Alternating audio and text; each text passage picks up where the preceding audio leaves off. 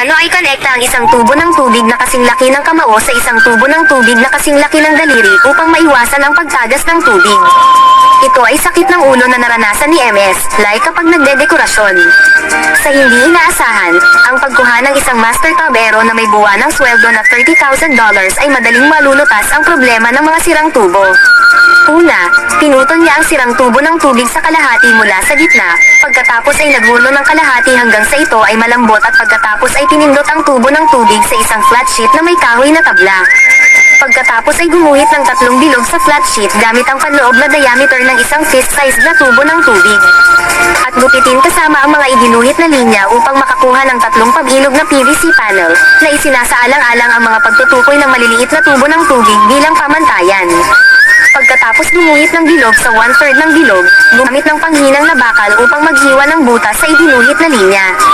Upang mapadali ang pag-install at pag-aayos, ang mga burr na nabuo ng mga butas ay kailangang putulin at alisin.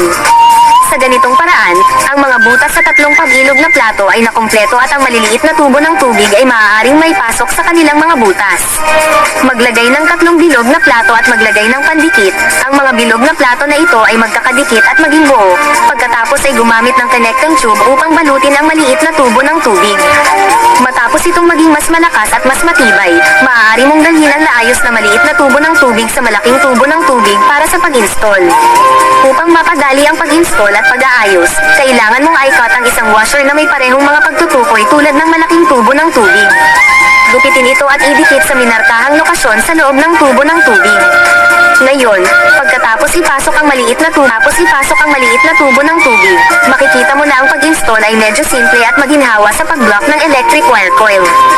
Sa labas, kailangan din ay install ang orihinal na bersyon na may karagdagang gasket upang gawing mas secure at ligtas ang koneksyon.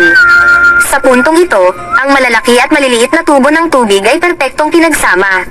Nang makita ni MS, Lai ang mga tubo ng tubig na inilalagay, kinailangan niyang humanga sa napakagandang pagkakagawa at mahusay na pagkamalikhain ng manggagawa.